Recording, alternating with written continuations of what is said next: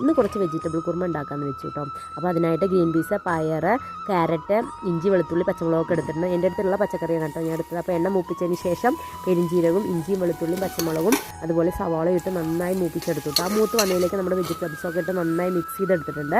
ആ മിക്സ് ചെയ്ത് ഒരുവിധം ആയപ്പോൾ അതിലേക്ക് നമ്മൾ മഞ്ഞൾപ്പൊടി, ഉപ്പ്, മല്ലിപ്പൊടി, ഗരം മസാല ചേർത്ത് ഒന്നുകൂടെ മിക്സ് ചെയ്തെടുക്കുകയാണ് കേട്ടോ. അപ്പോൾ നന്നായി മിക്സ് ചെയ്തതിന് ശേഷം അതിൽ ആവശ്യത്തിന് വെള്ളം ഒഴിച്ചിട്ട് കുക്കറിൽ ഒരു വിസിലിട്ട് വേവിക്കുകയാണ് ചെയ്തത്. അപ്പോഴേക്കും നമുക്ക് അരപ്പ് തയ്യാറാക്കാം കേട്ടോ.